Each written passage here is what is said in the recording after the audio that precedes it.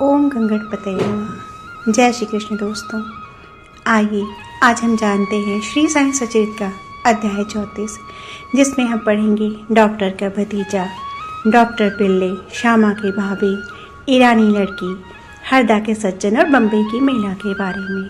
तो आइए शुरू करते हैं। मालेगांव नामक स्थान पर एक डॉक्टर रहता था। उनका भतीजा एक लाइलाज बीमारी ट्यूबरकुलर बोन फोड़ा से पीड़ित था और डॉक्टर और उनके भाई जो डॉक्टर भी थे, वे सभी प्रकार के उपचार, यहाँ तक कि एक ऑपरेशन की भी कोशिश की। इस सबके लड़के को कोई राहत नहीं मिली और छोटे लड़के की पीड़ा का कोई अंत नहीं दिख रहा था। दोस्तों और रिश्तेदारों ने लड़के के माता पिता को दैवी सहायता लेने की सलाह दी और उन्हें साईं बाबा की कोशिश करने की सलाह दी, जो ऐसे असाध्य मामलों को अपनी दृष्टि से ठीक करने के लिए जाने जाते थे। अतः माता पिता शिरडी आए और बाबा को प्रणाम किया। उन्होंने लड़के को उनके सामने रखा और विनम्रतापूर्वक और आदरपूर्वक विनती की और बाबा से उनके छोटे बेटे को बचाने की प्रार्थना की। दयालु बाबा ने उन्हें सांत्वना देते हुए कहा, जो लोग इस मस्जिद का सहारा लेते हैं उन्हें इस जीवन में और समय के अंत में कोई कष्ट नहीं होगा। अब बेफिक्र हो जा, फोड़ी पर उदी लगाए और एक सप्ताह के भीतर वह ठीक हो जाएगा।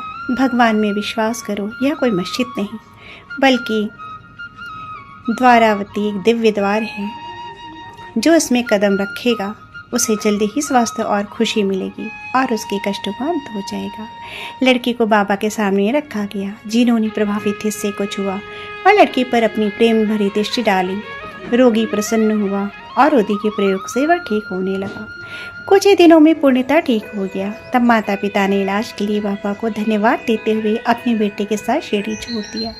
यह इलाज उदी और बाबा की दिव्य कृपा से हुआ।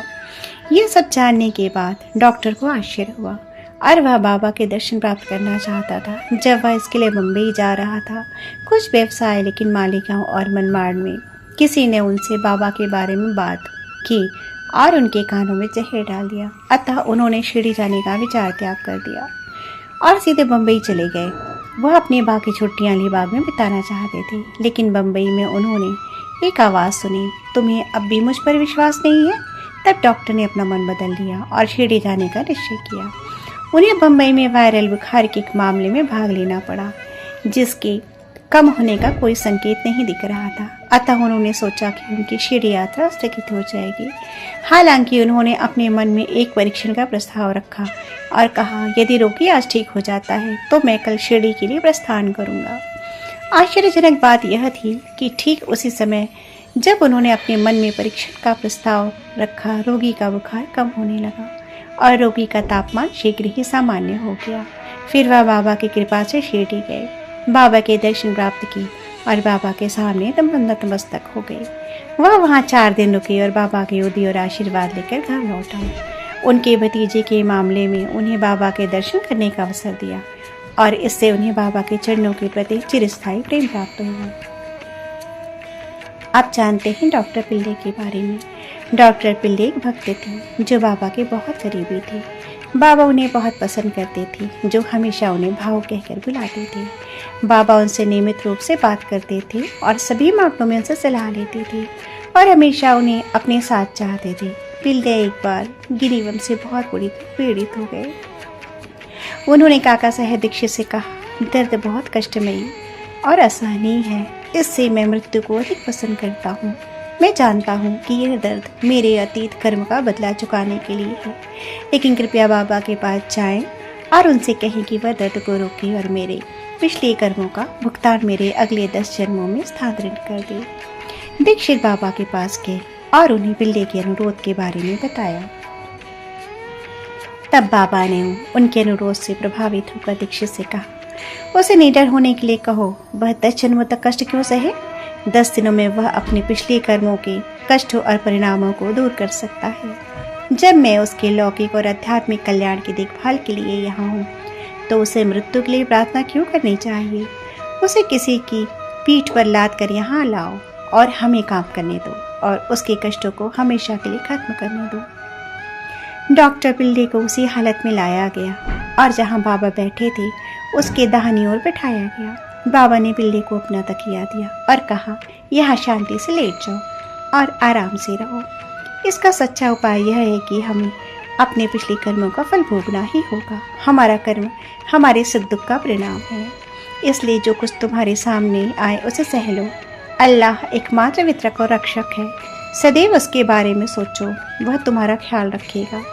तन मन धन और वाणी से उनके चरणों में समर्पित हो जाओ और फिर देखो वह क्या करते हैं। डॉक्टर पिल्ले ने बाबा को बताया कि नाना साहब ने पैर पर पट्टी बांधी है, परंतु उससे उन्हें कोई आराम नहीं मिला है। नाना मूर्ख है, बाबा ने उत्तर दिया। उस पट्टी को हटा दो, नहीं तो तुम मर जाओगे। अभी एक कौवा आकर तुम्हें चोंच मारेगा और फिर तुम ठीक हो जाओगे। जब यह बातचीत चल ही रही थी तभी अब्दुल नाम का एक व्यक्ति आया जिसने मस्जिद की सफाई की थी। जब वह सफाई का काम कर रहा था तो उसका पैर गलती से डॉक्टर पिल्ले के फैले हुए पैर पर पड़ गया। पैर पहले से ही सूजा हुआ था। जब अब्दुल का पैर उस पर पड़ा और उसने उसे दबाया तो 7 गिनी कीड़े एक बार में ही बाहर आ गए। दर्द असहनीय था और डॉक्टर पिल्ले जोरों से चिल्लाए। कुछ देर बाद वह शांत हो गया और बारी बारी से गाने और रोने लगा। तब पिल्ले ने पूछा कि कौवा कब आ रहा है और कब उसे चोंच मारेगा। बाबा ने कहा, क्या तुमने कौवा नहीं देखा? वह दोबारा नहीं आएगा। अब्दुल कौवा था। अब जाओ और बाड़ा में आराम करो, तुम जल्दी ही स्वस्थ हो जाओगे। उदी के प्रयोग से तथा बिना कोई अन्य उपचार या दवा से इसे पानी में मिलाकर पीने से यह रोग 10 दिन में ही ठीक हो जाएगा, जैसा कि बाबा ने भविष्यवाणी की थी। आइए अब श्यामा की भाभी के बारे में जानते हैं। श्यामा के छोटे भाई बापा जी एक कुएं के पास रहते थे। एक बार उनकी पत्नी को बुबोइनिक प्लेग हो गया और तेज बुखार हो गया। उनकी कमर में 2 गांठें हो गई। बापा जी शिड़े में श्यामा से मिलने के लिए दौड़े और उनसे आकर मदद करने को कहा। श्यामा डर गए, लेकिन अपने भाई के अनुरोध का सम्मान करने के लिए वे बाबा के पास गए और उन्हें प्रणाम किया। उनसे सहायता मांगी और बाबा से मामले को ठीक करने का अनुरोध किया। उन्होंने अपने भाई के घर जाने की इजाज़त भी मांगी। तब बाबा ने कहा, इतनी रात को वहां मत जाना, इसके बजाय उसे उदी भेजिए। बुखार और गांठों की परवाह करे। भगवान हमारे माता पिता और स्वामी हैं और वह ठीक हो जाएगी। अभी न जाओ, सुबह वहां जाए और तुरंत लौट आए। श्यामा को बाबा की बातों पर पूर्ण विश्वास और उदी पर कुछ उदी बापू जी के साथ भेजी गई और गांठों पर लगाई गई और कुछ पानी में मिलाकर रोगी को पीने के लिए दिया गया। जैसे ही इसे निकला गया, रोगी को खूब पसीना आया और बुखार उतार गया और वह गहरी नींद सो गई। अगली सुबह बापूजी अपनी पत्नी को बिना बुखार या गांठ के ठीक और तरोताजा देखकर आश्चर्यचकित हो गए। दूसरे दिन प्रातः जब श्यामा बाबा की अनुमति से वहां गए तो उन्हें चूल्हे पर चाय बनाते देख उन्हें भी आश्चर्य हुआ। अपने भाई से पूछने पर उसे पता चला कि बाबा ने उदी ने एक ही रात में उसे पूरी तरह ठीक कर दिया। तब श्यामा को बाबा के शब्दों का महत्व समझ में आया। सुबह वहां जाओ और तुरंत लौट आओ। शर्मा चाय पीकर लौटा और बाबा को प्रणाम करके बोला, देवा, क्या यह तुम्हारा खेल है? आप पहले तूफान उठाते हैं और हमें बेचैन करते हैं, फिर उसे शांत करके हमें सहज बताते हैं। बाबा ने उत्तर दिया, आप देखते हैं कि कर्म का मार्ग रहस्यमय है। हालांकि मैं कुछ नहीं करता, फिर भी वे अदृष्ट नियति के कारण होने वाले कार्यों के लिए मुझे जिम्मेदार ठहराते हैं। मैं तो इसका साक्षी मात्र हूँ। भगवान ही एकमात्र अभिनेता और प्रेरणा है। वह परम दयालु भी हैं। ना तो मैं भगवान हूँ और न प्रभु। मैं उनका आज्ञाकारी सेवक हूँ और अक्सर उन्हें याद करता हूँ। वह जो अपने अहंकार को त्याग देता है, ईश्वर को धन्यवाद देता है और उस पर पूरा भरोसा करता है, उसकी बेड़ियाँ दूर हो जाएगी और इस प्रकार से मुक्ति मिल जाएगी। आप जानते हैं ईरानी लड़की के बारे में। अब एक ईरानी सज्जन का अनुभव पढ़े। उनकी छोटी बेटी मिर्गी से पीड़ित थी और उसे हर घंटे दौरे पड़ते थे। जब आक्षेप आया तो उसकी बोलने की शक्ति समाप्त हो गई। उसके अंग अकड़ गए और वह बेहोश होकर गिर पड़ी। किसी भी उपाय से उसे कोई राहत न मिली। एक मित्र ने उनके पिता को बाबा के योदे की अनुशंसा की और उनसे इसे बम्बई में काका साहब दीक्षित से प्राप्त करने के लिए कहा। फिर सज्जन ने उदी मंगवाई, उसे पानी में मिला कर दी। उसकी बेटी को पीने के लिए शुरुआत में हर घंटे आने वाली यह ठंड हर 7 घंटे में ही आती थी और कुछ दिनों बाद बेटी पूरी तरह से ठीक हो गई। अब जानते हैं हरदा के सज्जन के बारे में। हरदा के एक बुजुर्ग सज्जन मूत्राशय में पथरी से पीड़ित थे। उस समय ऐसे पत्थरों को आमतौर पर सर्जिकल ऑपरेशन द्वारा हटा दिया जाता था और लोगों ने उन्हें एक ऑपरेशन कराने की सलाह दी। वह बूढ़ा और कमजोर था। उसके मन और शरीर में ताकत की कमी थी और वह खुद को शल्य चिकित्सा उपचार के लिए सौंपने के बारे में सोच भी नहीं सकता था। उसकी पीड़ा जल्दी ही दूसरे तरीके से समाप्त होने वाली थी। उस नगर का नगर अधिकारी बाबा का भक्त था और उसके पास हमेशा उदी का भंडार रहता था। कुछ दोस्तों की सिफारिश पर मरीज ने बेटे ने सिटी ऑफिसर से थोड़ी उदी ली और उसे पानी में मिलाकर अपने बूढ़े पिता को पीने के लिए दे दिया। 5 मिनट के भीतर उदी को आत्मसात कर लिया गया। पथरी खुल गई, वह उसके मूत्र के माध्यम से बाहर आ गई और बूढ़े व्यक्ति को राहत मिली। अब बम्बई की महिला के बारे में जानते हैं। बॉम्बे की एक महिला को प्रसव के समय हमेशा भयानक दर्द होता था। हर बार जब वह गर्भवती होती थी तो वह बहुत डर जाती थी और उसे समझ नहीं आता था कि क्या करे।